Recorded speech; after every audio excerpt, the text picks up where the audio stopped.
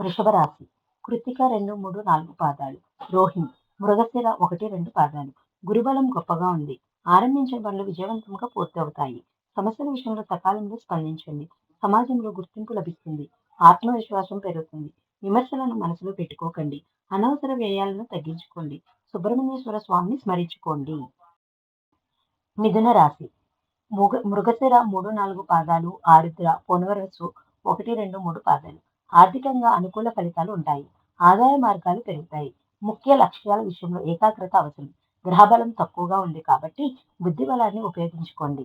కీలకమైన నిర్ణయాలు తీసుకుంటారు. ఆత్మీయుల సలహాలు సంప్రదింపులు తప్పని. దైవబలం ఆత్మవిశ్వాసాన్ని పెంచుతుంది. నవగ్రహ శ్లోకాలను పఠించండి. కర్కాటక రాశి పునరసు 4వ పదం. పుష్యమి ఆశ్లేష. మనోబలంతో కొత్త పనులను ప్రారంభిస్తారు. జీవిత లక్ష్యానికి చేరువవుతారు.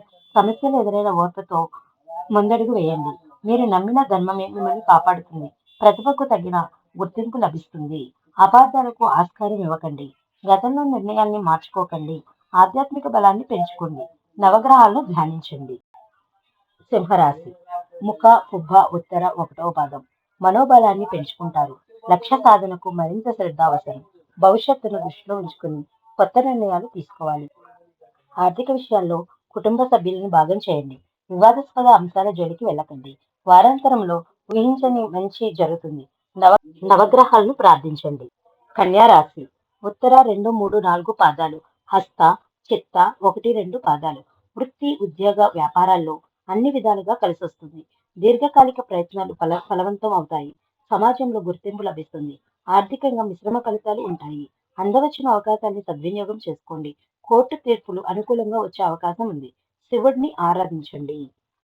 తులారాశి చిత్త 3, 4 పాదాలు. స్వాతి విశాఖ 1, 2, 3 పాదాలు. అనుకూల ఫలితాలు ఉంటాయి. కష్టానికి తగిన ప్రయోజనాలు లభిస్తాయి.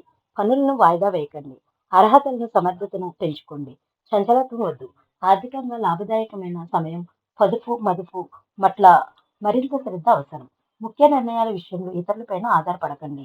సుబ్రహ్మణ్యేశ్వర స్వామిని అర్చించండి. వృశ్చికం విశాఖ 4వ పాదం. అనురాధ జ్యేష్ఠ. మనోబలంతో మీదైన కర్తవ్యాన్ని నిర్వర్తిస్తారు. సమయానుకూలంగా నిర్ణయాలు తీసుకుంటారు. వ్యాపారంలో ఆశించిన ఫలితాలు ఉంటాయి. 4వ స్థానంలో ఉన్న బుధుడు శుక్రుడు ఆర్థిక ప్రయోజనాలను అందిస్తారు. ఉద్యోగులు మరింత ఆత్మవిశ్వాసంతో పనిచేయాలి. ప్రయాణాల్లో అతివేగం ప్రమాదకరం. శ్రీ మహాలక్ష్మిని ఉపాసించండి. ధనుసు రాశి మూల పూర్వాషాఢ ఉత్తరాషాఢ 1వ పాదం. ఉద్యోగులకు కలిసొస్తుంది. కీలక సందర్భాలలో వేగంగా స్పందించండి. మీ నమ్మకమే మిమ్మల్ని గెలిపిస్తుంది. పెద్దల ప్రోత్సాహం లభిస్తుంది. మీ ప్రతిభను సమాజం గుర్తిస్తుంది. దైవబలం మంచి వైపు నడిపిస్తుంది. అవరోధాలకు భయపడి వెనకడుగు వేయకండి. వ్యాపార సమస్యల్ని అధిగమిస్తారు. విష్ణువును ఉపాసించండి. మకర రాశి ఉత్తరాషాఢ 2, 3, 4 పాదాలు. శ్రావణం ధనిష్ట 1, 2 పాదాలు. వ్యాపార విషయాలు సాధిస్తారు. ప్రయత్నాలు ఫలవంతం అవుతాయి. పెట్టుబడులు లాభదాయకంగా ఆర్థికంగా బలపడతారు. వస్తు వస్త్ర ఆభరణ యోగాలు కన్నాయి. విక్రమ స్థానంలో ఉన్న శని మిమ్మల్ని సన్మార్గంలో నడిపిస్తాడు. వివాదాలకు దూరంగా ఉండండి. సూర్యనారాయణను ఉపాసించండి.